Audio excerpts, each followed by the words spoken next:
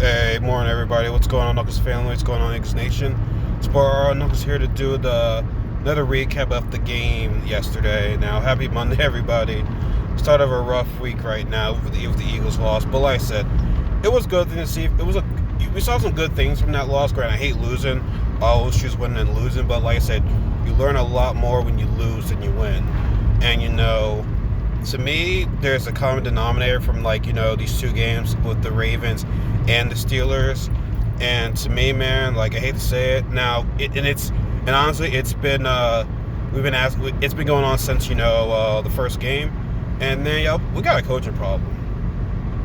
We got a coaching problem, and it starts with Doug Peterson. God dang, it smells out here. It starts with Doug Peterson. God, I had to put my window down to get the air out. Oh my God, it smells bad. But yeah, man, it's Doug Peterson because here's the reason why I'm saying this. The play calling is just atrocious. We're boring. We are predictable. Now, you might sit here and say, well, the offensive line was a problem, which it was. By all means, the offensive line was a problem. They could not protect Wentz for the life of him. Even a CBS commentator said, shout out to Lord Brunson, because I didn't see, because I was too annoyed with the game, was that Wentz was running for his life.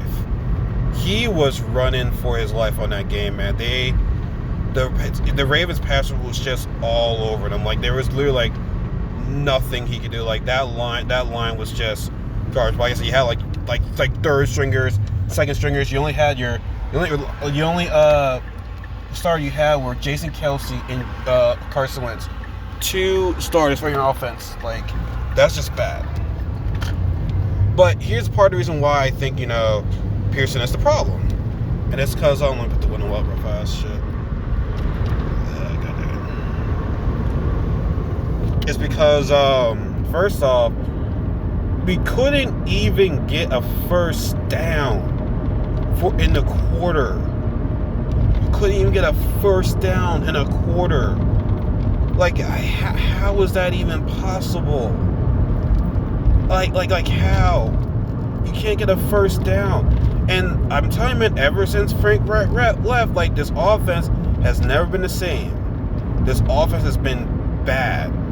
It has been bad. In us Eagles Nation, we defended Doug, especially when we saw that CBS reports of the top 10 coaches. We're all saying, how is Sean McVay, how is Kyle Shanahan higher than Doug Peterson? It makes no sense. Well, man, these couple games right now, it's showing that. It's showing that Peterson cannot call plays. It's showing that he can't be a good coach. And I'm sorry, man. Now, he just can't be playing. He just can't be calling the plays. And also this, guys. Also this. Shout out to my guy Pat. We were talking on the phone yesterday after the game, and it's that the Philly special, right? And remember, it wasn't him. It wasn't him that made this. It wasn't him that thought this Philly special. That was Nick Foles. That was Nick Foles. So yeah, people want to give Peterson credit, but you really can make the argument that was really Nick Foles that said, hey, let's go to Philly special. You know what I mean? Because Doug Peterson says, oh, I'm aggressive. But at times, man, his aggressiveness can cost him. But like I said, there's a lot to say, but I'm going to, I'll break it down a little bit. The offensive line is a problem. That we can get is a problem. But here's the crazy thing with the offensive line being a problem. If you know your offensive line is getting beat, why would you have Wentz stay in that pocket? Why would you have Wentz stay in that pocket when you know that Ravens pass rush is getting to Wentz got sacked I think 5 times, but he was getting hit after the pass. He was I'm surprised he did not get hurt. I'm sorry he did not get hurt, because I would not want to see that from my quarterback. But he got oh, what the fudge, man, this guy's going so dang slow on this right lane, oh my God. But yeah, man, it was bad, man. But yeah, you didn't have Wentz roll out, and we keep on saying, when Wentz rolls out, he's deadly outside the pocket. He is deadly. But for whatever reason, Peterson doesn't want to do that. He's not using the best abilities on his guys. We all know that Wentz throws a lot better outside the pocket. when he's rolling out. But Peterson doesn't want to do that. For the life of me, I just don't get it. I really, really don't get it. And it just keeps on telling me that Wentz and Peterson aren't working well together. They're not. And here's the thing: we got the receivers now. Our receivers are showing something right now. Now, granted, I'm so mad with John Hightower with that drop pass, because that should have not been a drop pass. He should have caught that ball. But at least he responded. At least he didn't give up. You know what I mean? I'm always for that. Greg Ward showed he could be dependent. Travis Fulgham, for some odd reason, he didn't start doing it going into the second half. For the life of me, we kept feeding it to Ertz. Now, I don't know if that's a Wentz decision or Peterson decision. Now, I don't know if they wanted to feed Ertz because, they're like, okay, maybe we should feed Ertz because we want to try to trade for him.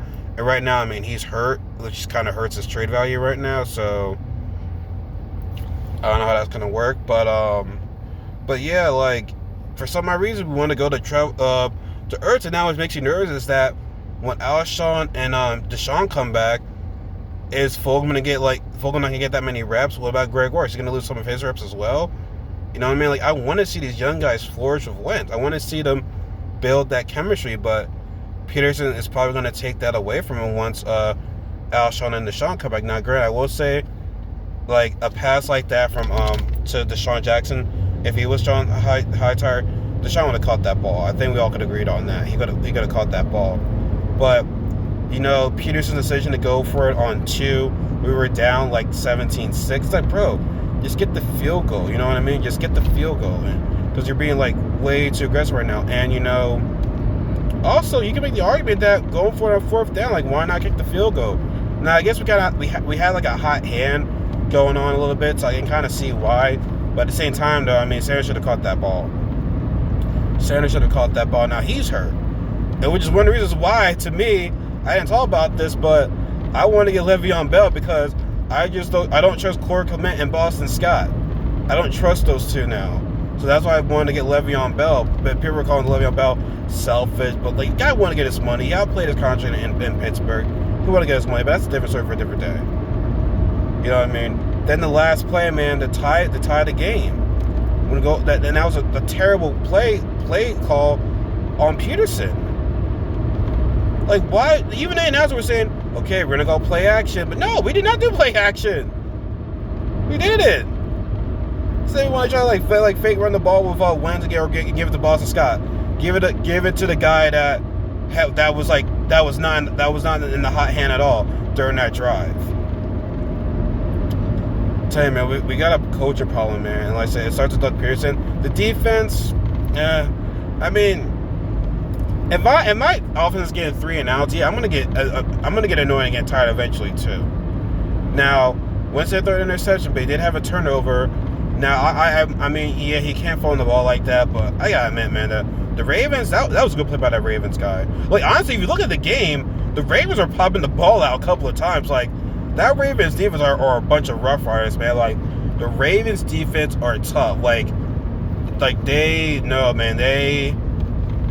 like take your soul pretty much, man. Like, they are good. Like, they are legit good. Like, taking the ball away like that, like punching the ball out, like, you gotta give credit to that Ravens defense, man. Like, they ain't soft, man. They are the opposite of soft. But no one's calling them soft though. But like I said, man, I think Pearson is just really the culprit. Now, granted, Howie Roseman with the alleged, having so much control over that team, that's a problem too. But Pearson, man, I think it starts off with him, with him calling the plays. Like I said, at this point, man, I don't trust him. I think he can't be calling the plays right now. But also with Peterson, though, I think the issue that no one else is talking about is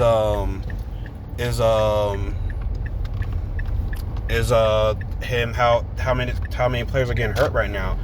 And the reason why I say it like that is because god dang it, man. It's because I should have went inside. I'm at the drive-thru right now.